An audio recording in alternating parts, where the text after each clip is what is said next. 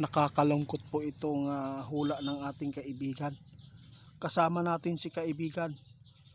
Mayroon pong hinuhulaan si kaibigan noong 2025 Disyembre po yun, na sa taong 2026 maraming buhay ang mawawala dahil sa kasamaan ng tao. Kung hindi kayo maniniwala sa ipinapaabot ng ating kaibigan, nasa inyo lang. Ngayon po magugulat kayo sa impormasyon na ito ay nakakatakot, nakakagimbal. Si kaibigan mismo ngayon ang nagpaabot sa atin. Kasama natin si kaibigan. Kayo na lang po bahala maghusga sa amin kung ano man po ang inyong mapapakinggan ngayon. Ngayon po nagbabala si kaibigan. Pakinggan po ninyo.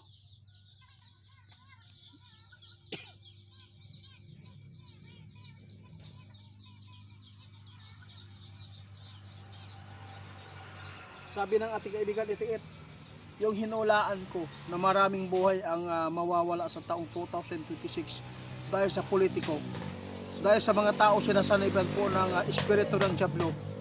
Hindi pa ito ang partial pa lang daw ito guys, yung nangyayari. Alam po ninyo guys, grabe po talaga ang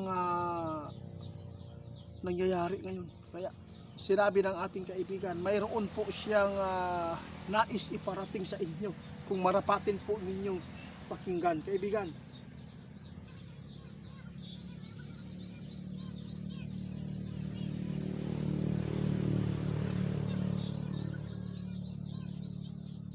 sabi ng ating kaibigan, sa lahat po daw ng taga Mindanao, no? Part po ng Cotabato, alam po ninyo, sa lahat po ng mga subscriber po natin dyan, ng mga loyal, at saka kung malapit man kayo sa kinaroroonan po ng kumitil sa mga sundalo nating mga nagserbisyo dito sa bansa natin, mag-ingat kayo dahil maraming madadamay nito dahil po sa kanilang ginagawa.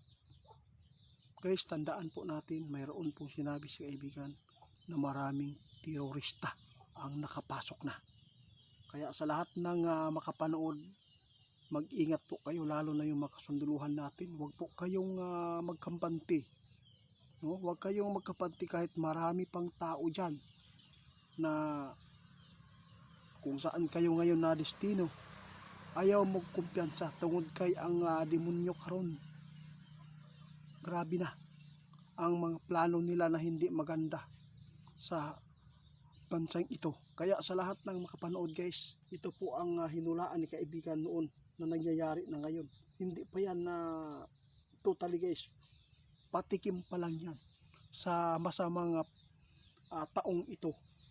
Pakinggan po ninyo ang ating kaibigan dahil po mayroon siyang nakitang hindi maganda. Mayroon pong mangyayari ito na sa city talaga ang inkwentro.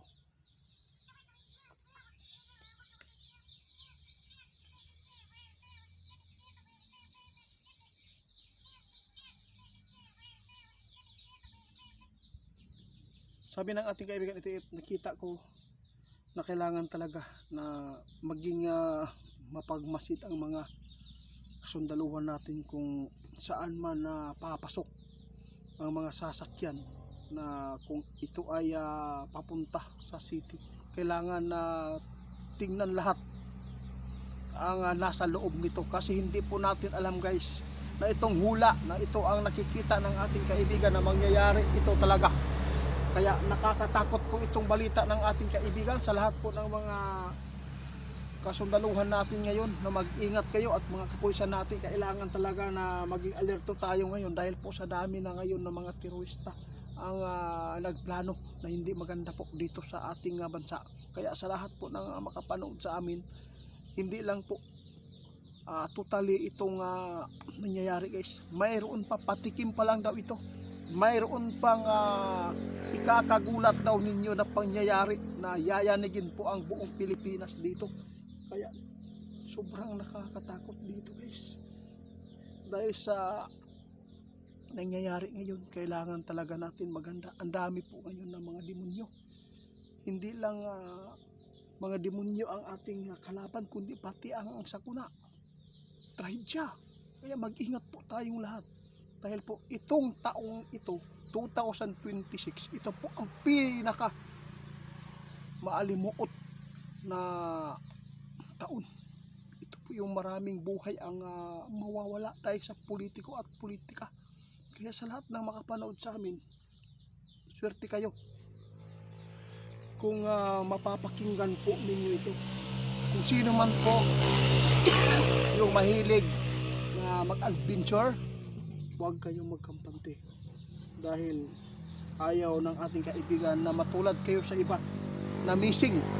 Dahil sa mga tao na pagtripan kayo ng mga demonyo na tao, posibleng sigurado walang magandang